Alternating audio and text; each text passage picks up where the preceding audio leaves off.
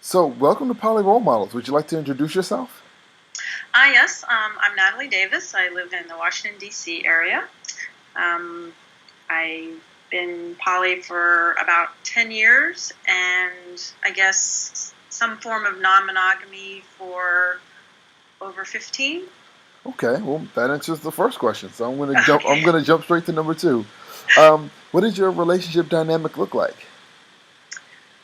So I would say I know, I'm not supposed to use hierarchy terms, but I'm married, so I definitely have, an anchor relationship. Um, Robert and I have been together since college, so that's definitely my long-term anchor relationship, and we have a child, and we live together. And I have other relationships. I like to seek connections with people, and that can take different forms. Sometimes that can be a long-term relationship. Sometimes that can be, I guess you call it a comment that I see once or twice a year. Yeah. So it kind of just depends on the dynamic. Currently, I would say I have 3 long-term partners. Okay. My husband, who I live with, and I have a partner that lives half a mile from me. He and his wife and his roommate are all part of our little local polycule, and it's really nice. Awesome. Yeah, we have holiday dinners together. We go to events together. I think Robert has a little bit of a man crush on my boyfriend. It's really sweet. And then I have a partner actually in Philly, so we see each other less often. But we've been seeing each other a couple of years now. Okay. So that's kind of my relationship dynamic right now. Okay. What aspect of polyamory do you excel at? So I was trying to think of something that was relationship-wise that was just poly, as opposed to just good communication skills or things like that. I mean, that would be fine too. So I think I've had some rocky metamor relationships at the beginning, so I'm really hyper aware of my relationships with my metamors, and I really try to be thoughtful and proactive with my metamors. Okay. I'm usually the one that proposes that, two of us just get together to get to know each other better, or I check in with them a bit.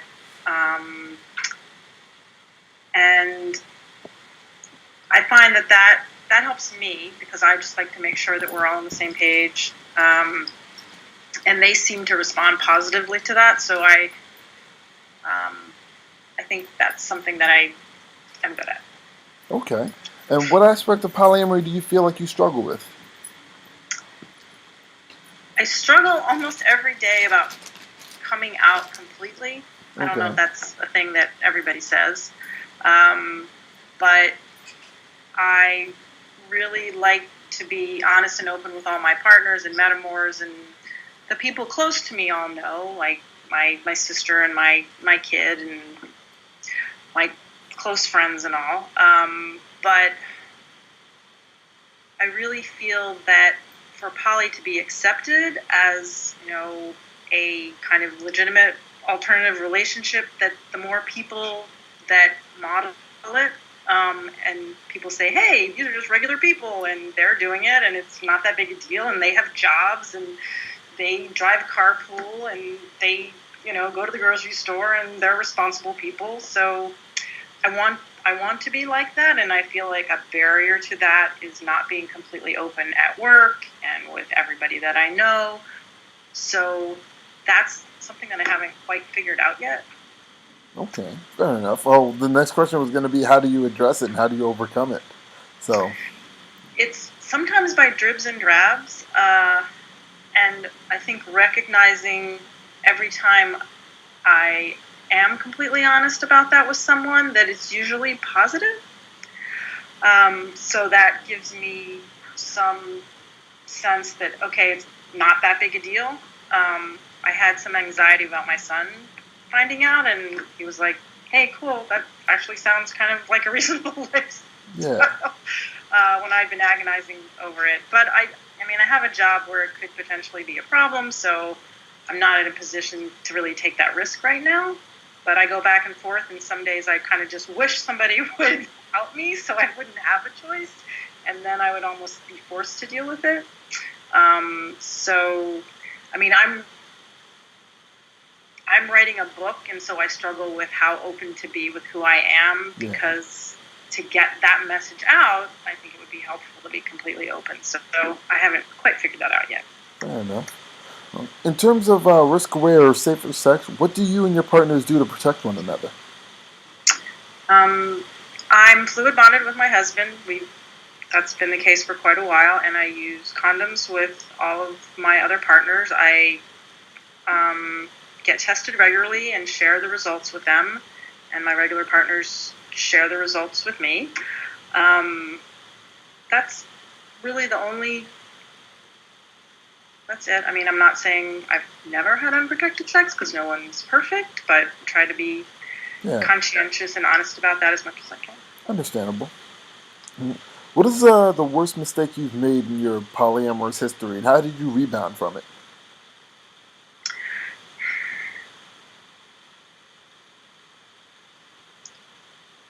I think along the way, I guess I don't know if they're mistakes, because I feel like I've grown with every maybe negative thing that's happened. Okay.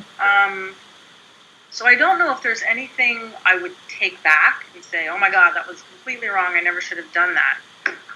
At the beginning, I probably could have treated my metamors more kindly, but because it was new to me and I had a lot of rules, in retrospect, I might think, oh, maybe some of those rules were petty, but at the time I needed them.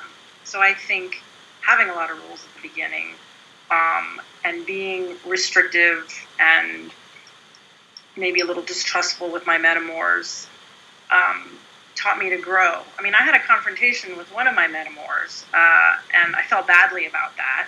Yeah. But it was a wake-up call, so I grew from that, and now I think I have really good metamor relationships. Fair. Very, very fair. What self-identities are important to you, and how do you feel like being polyamorous intersects with or affects those self-identities? I don't know that there's a lot of labels that would apply to me. I kind of balk at those sometimes, and in the DC area, everybody's always asking you what you do for a living, and I usually say, if I meet somebody new, I'm like, let's just get to know each other as people. Like, let's not talk about what we do or what label we have or what degree we have. Okay. But I think the labels that are important to me are mother, sister, aunt, wife, metamor, writer, those kinds of things. Okay. All right. Fair enough. All right. Do you have any groups, projects, websites, blogs, etc., that you're involved with that you'd like to promote? I've been teaching with my partner Robert a polycommunications workshop, which is a hands-on practicum that we've been doing we did a Poly Living, and we did a conference here in DC that actually lets you have conversations. So that's something that we're trying to do at more conferences. I have been writing a poly memoir, which I'm tentatively titling Saying Yes, Adventures in Polyamory. And I have an email address if anybody ever wants to reach out to me, which is nataliedavisadventures@gmail.com.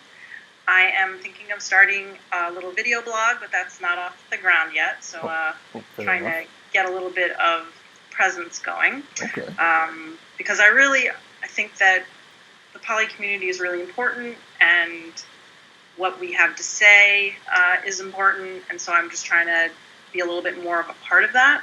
I love all the people that we meet, and and I think that poly is just becoming much more out there. There's more being published, more mainstream media are covering it, and younger kids don't even think it's a big deal anymore. If you talk to kids in college, they're like, yeah, poly, cool, not a big deal. So it's all really encouraging to me. It's very invigorating. Yeah, definitely.